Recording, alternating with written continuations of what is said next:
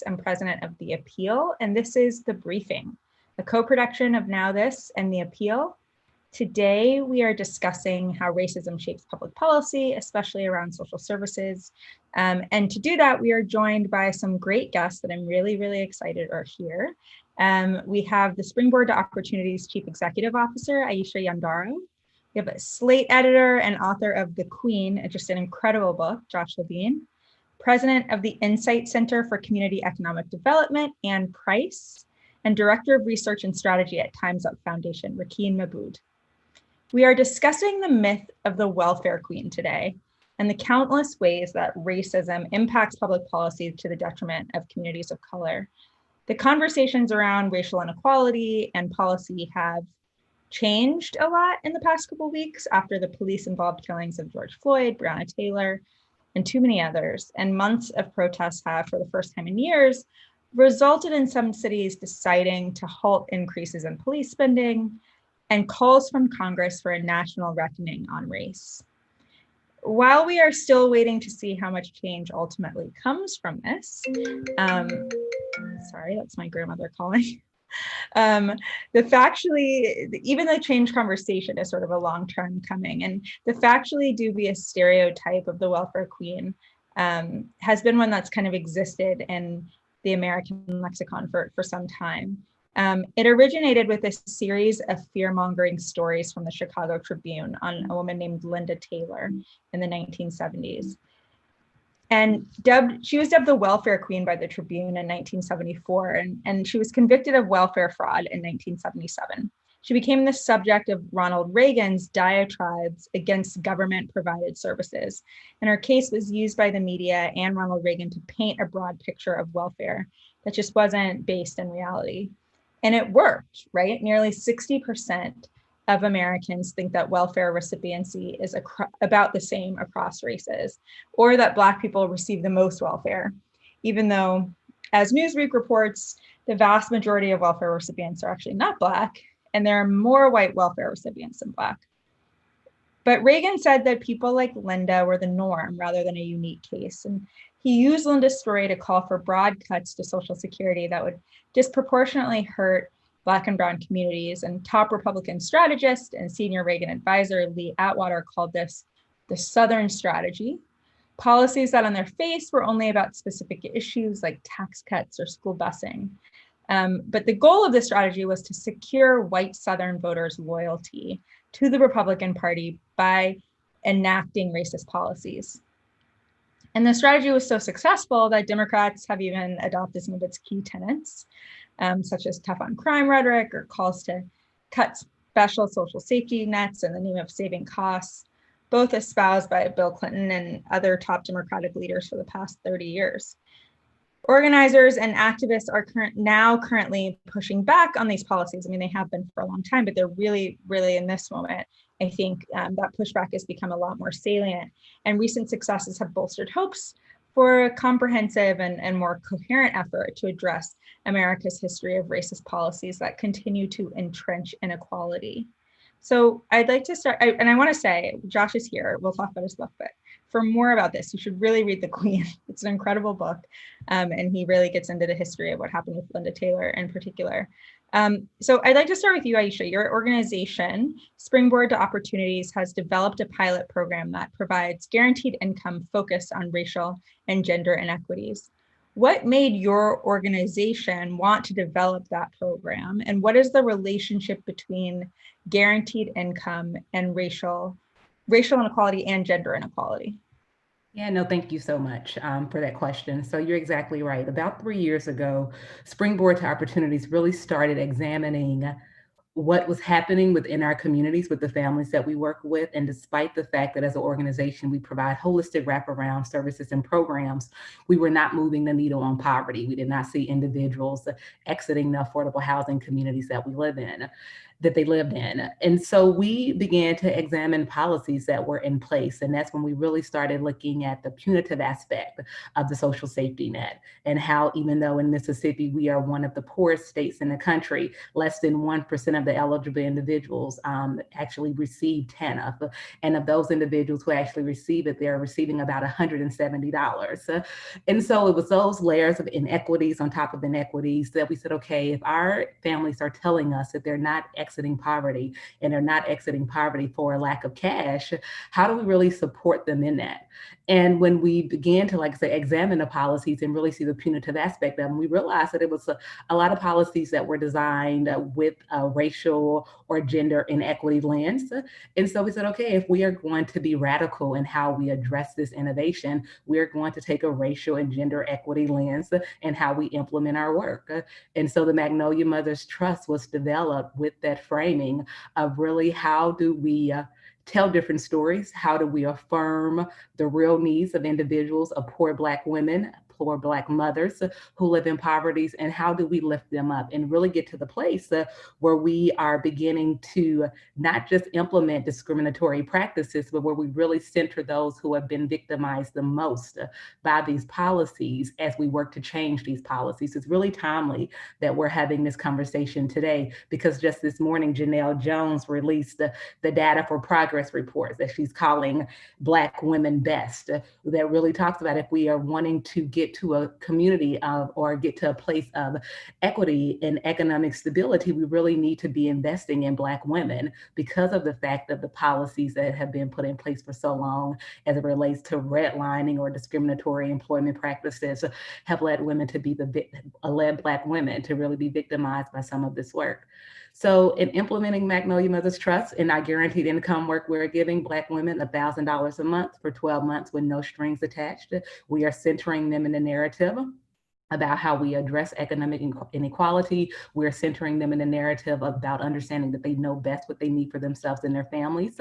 And we're really pushing back against this rhetoric that poor people cannot be trusted, women cannot be trusted.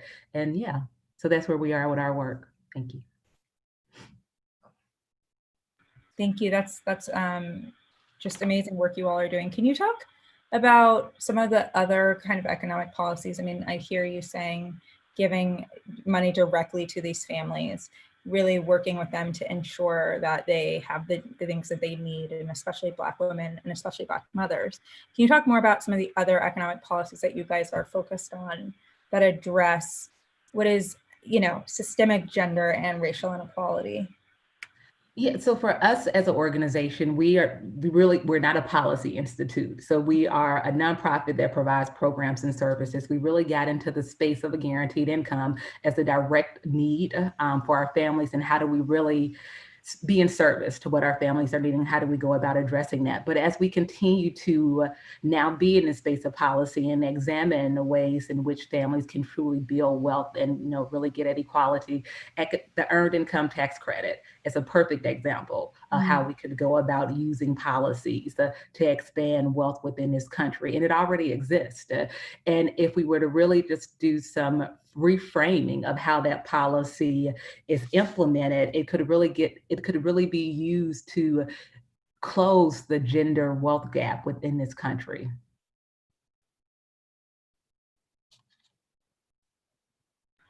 Thank you. Sorry, I was on mute. Josh, let's move to you briefly. So you recently authored a book on Linda Taylor, who we were talking about earlier, this Black woman in the 1970s who was used by Republican politicians to portray welfare recipients across the country as cheats, right? Like as frauds who really did not deserve help. And you've talked about Linda as someone who was hurt by others, and in turn who hurt others. Can you tell us briefly what the story is of Linda Taylor and what people should know about her story in order to not kind of be duped by the same similar scare tactics in the future? Sure. She came to public prominence in 1974 when the Chicago Tribune wrote about her as a woman who was getting public assistance under different names in Chicago. And she was seen as somebody who was cheating the system, but also living this extravagant lifestyle. She was described as having a Cadillac and wearing fur coats and kind of living this life of leisure based on taxpayer money, government assistance. And some of the things that were being said about Linda Taylor were true in her specific case. Some of the things were wildly exaggerated. But the important thing to keep in mind is that she was only one individual, and she was someone who was abused herself, in turn abused other people, committed other crimes that were far more serious. She was accused of kidnapping and suspected in homicides. And so this one extraordinary case of this one really damaged individual was used to implicate everyone who was receiving public assistance. That this one anecdote was used to say that people on welfare should be seen with suspicion, should be regarded as undeserving, should be policed.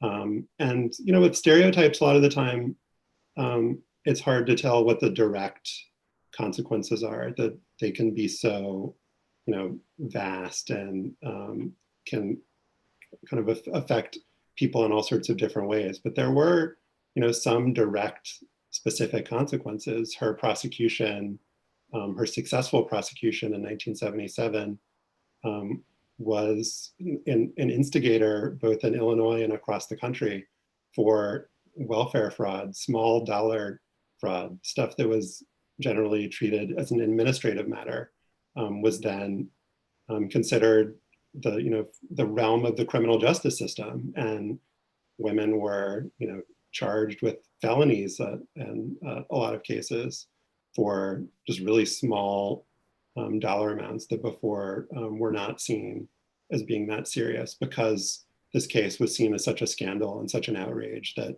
women had to be policed. Yeah, that's actually really interesting. And I wonder, for someone like you who works at Slate, has worked at Slate for a long time and has sort of seen the messaging of the public messaging around race and around welfare evolve since the 1970s. Like, do you think it's changed significantly? Do you still see a lot of the remainder of the Linda Taylor kind of narrative exists today? And what do you think that this messaging has done over the past, I guess, 35 years to hurt Black and Brown communities in particular? Well, you mentioned it in your introduction, the kind of rhetoric around welfare recipients being undeserving became mainstream and not partisan. That in the 90s, around welfare reform, a Democrat in the White House and Democratic leaders in Congress, that this idea of ending welfare as we know it became something that was a bipartisan mission and a bipartisan goal. And I think that hasn't changed since the 90s.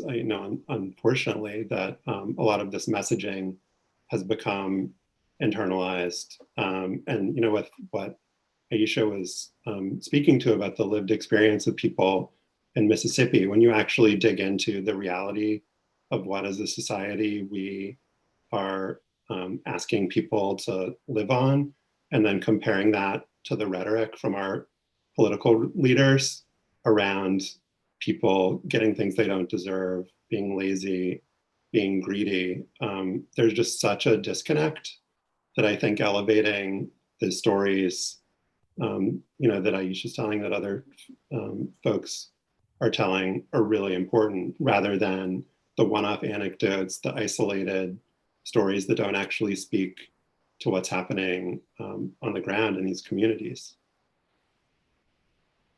So Anne, let's go to you briefly. Thank you so much for joining us. Your organization examines racial economic inequality. Equality would be nice, but inequality. And this past Juneteenth, you published an article calling for an end to economic violence, and shining a light on root causes of the racial wealth gap. And that gap is only getting worse during the pandemic, as you wrote. 1 in 6 Black workers have been fired. Black and Latinx people have seen their net worth decline, like since the Great Recession, basically since 2008. Can you talk about what lawmakers should be doing to close this gap? Sure, thank you for that. I think it's really important to understand that narratives really undergird our policy decisions.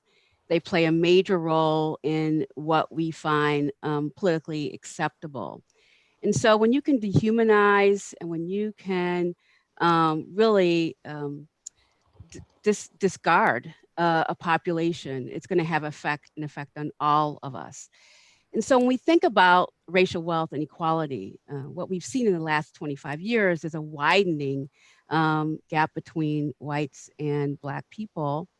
And we're not seeing that any one policy can actually eradicate such a wide gap.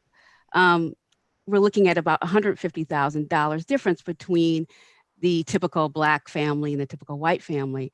And that's really predicated on decades, centuries of policies, from slavery to Jim Crow to redlining, and current day policies. And so really the only way we're going to chip away at that kind of distance is going to have to be through reparations and other types of policies on top of reparations.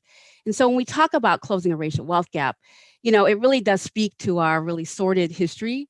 It's probably the best measure to really think about our historical policy decisions. And it's not going to be closed very readily, very easily. I think we've got to really look at all of the ways in which Black people have been excluded from our economy, and Black women even more specifically. Thank you. And is there, well, your article talks about the need for reparations as well as a trust fund for all young adults. And how do you see these programs kind of working in concert to close the racial wealth gap? Yeah, I mean, I'll start with just talking a little bit about a trust fund, which is called Baby Bonds, or it's really a young adult trust. And the idea behind it is that every young adult would have an account that starts at birth. And that account would be based on one's wealth position. So certainly people or babies born into the lowest wealth families would have higher amounts of this trust. So it certainly is a very much of a race conscious policy because it takes into account how primarily Black and Latinx people have been excluded from building wealth in the first place, right? And so estimates show that this kind of approach could go really far in helping to mitigate these disparities, upwards of 40%, which is bigger than in many of the policies that have been kind of examined, right, and quantified. So it's certainly something that we should be thinking about, especially at a time we know that young people are really suffering with student debt. Certainly COVID will have a tremendous effect on future generations. Reparations can take place in many forms. And there's a lot of debate about what those forms can take, whether that's a cash payment or if it's something greater, investing in communities in bigger ways. So I think there's a lot of room to talk about what that could look like. But we know that what we're seeing today really is a broken promise by this country to provide wealth to Black families coming out of slavery. And that promise has never been fulfilled. Yes, absolutely. So I'm going to move to you, Rakeen. So you recently co-authored a report on ending cycles of institutionalized sexism. This was for the Time's Up Foundation. And in it, you talk about the need to do 5 things. 1 is upending the hierarchies that sustain institutionalized sexism. 2 is confronting intersecting oppressions. 3 is interrogating the way that we frame these problems. 4 is ending the myth of neutrality. And 5 is changing systems, not symptoms. So can you tell us a little bit about what you think policymakers and really change makers more generally should be doing to confront these problems? What should they be focused on? Yeah, absolutely. And thank you for inviting me to be in this conversation with such amazing co-panelists. It's really a privilege. So, the myth of the welfare queen and all the topics that we've covered today are all fundamentally rooted in racism and sexism. And looking across our society, we see how structural sexism and structural racism prop each other up and have done for decades. And certainly we're seeing some of the outcomes of that right now in the system that we've designed or chosen to accept in this COVID moment. We see women of color serving on the front lines being lauded as essential workers, as heroes. But for decades, they've been paid little, not been able to accumulate wealth, not being given the adequate protections and benefits that they need to live a life of dignity. And we argue in the paper, my co-author Julie Cashin and I, that this is all fundamentally rooted in the incorrect understanding that labor that has traditionally been performed by women is somehow less valuable. So we really see that intersection of racism and sexism and this vicious cycle, the 5 prongs of which you laid out, reinforce each other. And one really clear example of that is in the history of childcare or caregiving more broadly. So caregiving in this country, we can trace its roots back to the labor of enslaved Black women under the institution of chattel slavery. And that thread which now continues today in the labor of Black and immigrant women predominantly who provide childcare services, continues to be undervalued and uncompensated. Institutionalized racism and sexism and xenophobia starts this vicious cycle that allows those in power to frame care work as work that should be uncompensated or undercompensated, which inevitably leads to a policy environment where we don't invest in public policies that support care work, leading then to women doing and continuing to hold the burden of a disproportionate amount of caregiving. This holds women back from earning more wealth, accumulating wealth, and cuts out access to nodes of power that have traditionally been really important to furthering the goals of and providing institutional solutions needed to fix big problems like the care problem that we have in this country. And to speak to the welfare queen narrative, here too, we see this narrative of individual responsibility that is somehow the family's, or in particular, the woman's responsibility to take care of children, take care of people, rather than a societal one. And this myth of individualness, or this myth that we can all just pull ourselves up by our bootstraps, reinforces the harmful cultural narratives around women's labor and women's place, and particularly Black women and women of color's place, and labor as work lacking in value. And I think the final point, which I'll say here, is that the narrative that we're talking about here today, which really pervades not just childcare, but all of the topics we've been talking about, it's become so ingrained that its racist and sexist origins are basically invisible. So what it ends up being is that the status quo looks like, it looks neutral. It looks neutral on its face. And that's fundamental, right? Because if we're not able to acknowledge the racist and sexist origins of the assumptions we bring to the table when we talk about policy choices, we're never going to be able to change the way our system actually works. Yeah, thank you so much. So I want to talk to all of you about, I'm going to ask all of you the next few questions, and if you have something to say, please just speak up. But what we're talking about are sort of these sort of intersecting definitions and categories of the conversation when it comes to social services and investment versus entitlement and how we frame these in the public conversation. So we talked earlier about the Southern strategy, which it didn't start in the Reagan White House, right? Richard Nixon's domestic policy advisor talked about how intentional the Nixon administration was in targeting communities of color through like the war on drugs, right? George H.W. Bush similarly put out a notoriously racist campaign ads that played on these fears. And today, we know Donald Trump has used pick a category, anti-Black, anti-Mexican, anti-woman, anti-Chinese, anti-Muslim, anti-immigrant, and other racist rhetoric during his campaign. How do you think the public is becoming more nuanced in how they receive these messages and more careful in how they receive these messages? And do you think that's changed under the current administration, even from just 4 years ago? You know, I would jump in and say not at all. Rakeen really laid out that these narratives are almost invisible. And the narratives about particularly women and Black women being cheats, being promiscuous, started way before Nixon. We Right. think about how women who came off of plantations from sharecropping and needed access to government programs, we start to see a real shift. When you think about what really happened in the 60s, where basically social workers could go into your home, they could go through your closet, they could look for men who they thought might be in your home. They could go in your kitchen and see how you were cleaning your dishes, and they could take your children away. They could take benefits away. There was even legislation to force sterilization. So this is a deeply ingrained narrative that can be easily stoked with just one word, cheat, with just one word, scoundrel.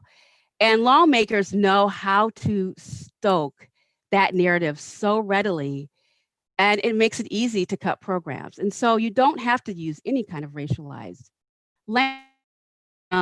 Certainly just using certain words in people's minds really means that people aren't deserving, as panelists have said. So we have to really tackle the idea of deservedness and how it's really tied to race. Yeah, I would add to that great point that I think we need to look at, instead of having this paradigm of progress, I think the reality is that there's reform and then reaction.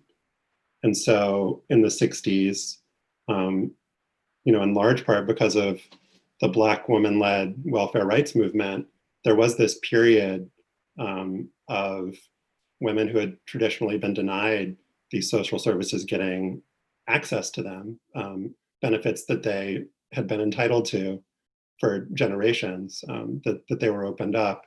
And so that,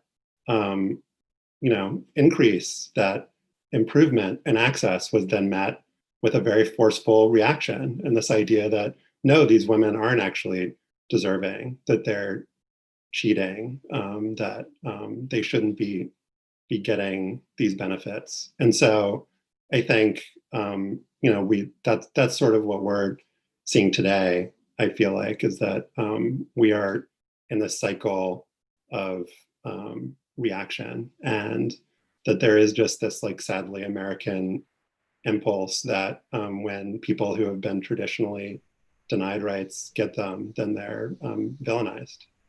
Mm-hmm. So I want to ask a question about where we currently are in the pandemic. And I think this is particularly directed towards Aisha and Rakeen. We are seeing this rhetoric, this dismissal of parents and of working women in particular. I think especially as we see the school year starting and schools are probably going to be closed longer, and we know what that means for working women, and that doesn't necessarily mean that schools should be open, but we also know who teachers are mostly women. And I just have been really noticing, I think in particular, the gender dynamic appearing in how we talk about what our priorities should be in terms of reopening, where money should go in terms of investment from the government. I guess that's sort of my question. Do you guys see the remnants of the same thing? And in this moment, is it are you feeling more or less confident that we can actually do something when it comes to policy on this issue?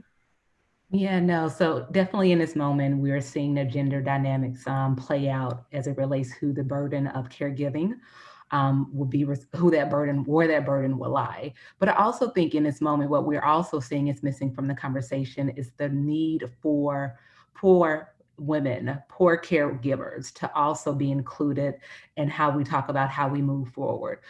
This week, I've had more conversations about schools reopening than I ever thought was possible, but none of those conversations have been led by individuals who make less than $11,000 a year, and that's the population that I work with.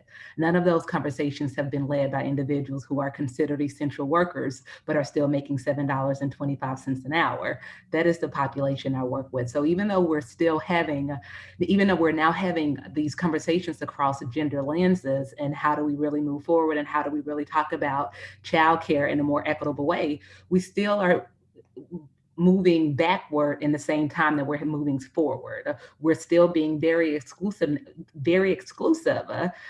in who we're having those conversations with. And we're still centering that narrative on a narrative of privilege. And we're not really thinking about how do we expand those conversations so that where everyone is involved and we can pull together and put together solutions that do not continue to leave large swaths of our population behind, because that's what we're doing now.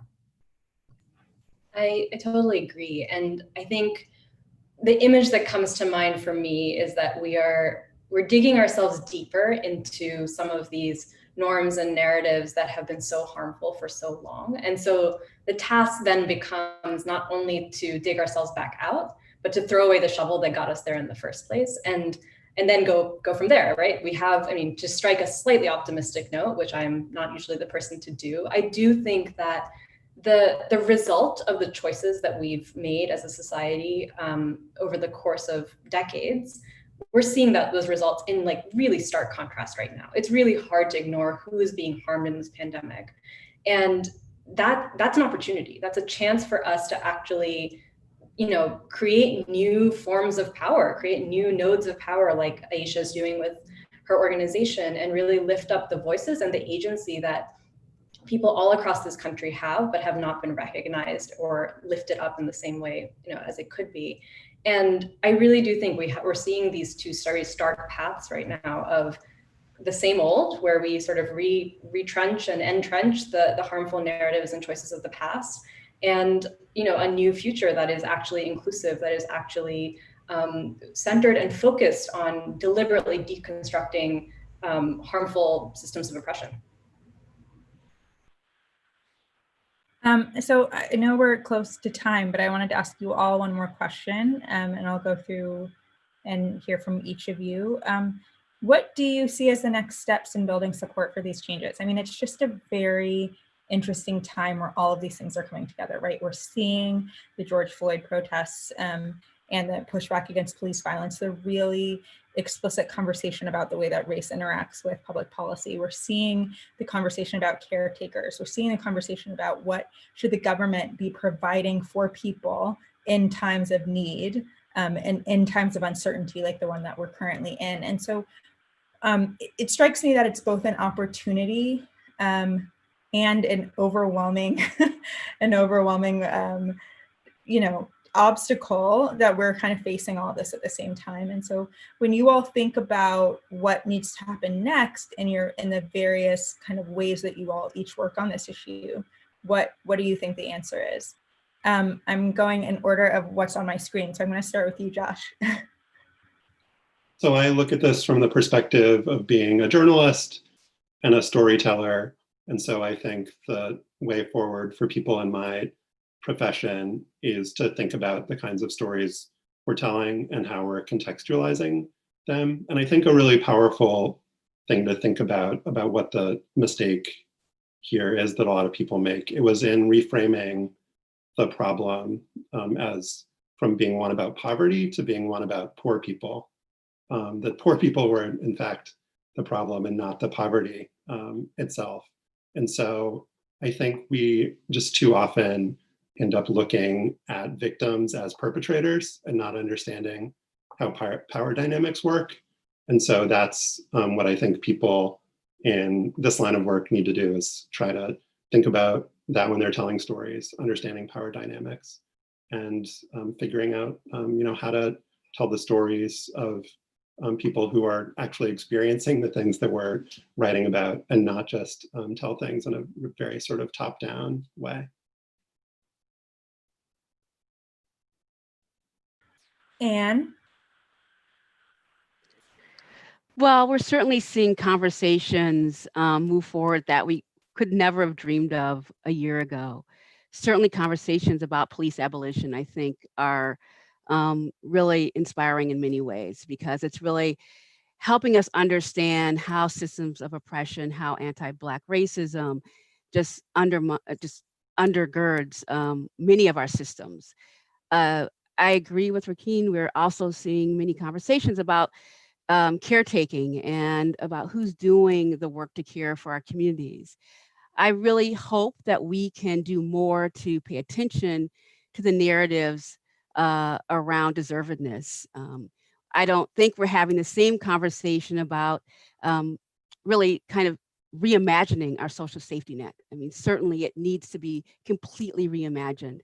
We can't think about systems that operate on anti-Black racism. They just cannot stand. So I feel hopeful about the conversations that are taking place in debates and how they're playing out in local communities and even in terms of local city councils taking action. I think that we'll have to do a lot more to dig into this narrative about deservedness, though. Rakeen. Thanks. So my work, both at Time's Up, but also my work as a human, is really centered around the labor market and work. And I think there are some key potential entry points into this conversation, which, as you rightly note, is huge and daunting and kind of scary. But I think a couple of starting points are rethinking how we value and invest in care and care work and caregivers. Eliminating gender and racial pay and wealth disparities. I mean, the phrase that always sticks in my head, which is, I think, Doreen Warren's phrase, is that wealth is crystallized history, and we need to undo that. Addressing sexual harassment and other forms of discrimination that are key barriers to people being able to live safe, fair, and dignified lives. But more fundamentally, we as a society need to rethink how we approach our social contract, what we owe to each other, but also what the government owes to us, and what we owe to ourselves. And that's a long-term project, but it needs to start now. And I'm hopeful that it is starting right now. And that includes, centering the needs and amplifying the voices of those at the intersection of multiple oppressions, whose concerns and experiences have historically been ignored. In the context of the workplace, expanding workplace democracy to ensure that workers have a voice in decision-making and have the power and agency to act collectively. And then finally, really to start looking at success differently. We need different metrics to address our progress in breaking down sexist and racist systems. And we need to think about power more broadly than just, the person in the leadership role or just the person in the C-suite. There's a lot of power in folks around this country, and we haven't harnessed it fully as we could. And I'm hopeful that that's changing right now. And Aisha. Yeah, no, thank you. So I definitely echo everything that has been said by the panel. But moving forward, I also, since I run an organization that is radically resident driven, I really do think we need to get to a place where we are telling more affirming stories, and that those stories are coming from the individuals who is their lived experiences. The families that we work with and, where policies intersect, they are the best champions and advocates for what's working and what's not working. So we really do need to create more opportunities where we're hearing from them, and get to a place where we're reframing how we're talking about some of the pieces of work. And, just really let the affirmations, and how things have changed and not just always the challenges of the work be the North Star in some instances.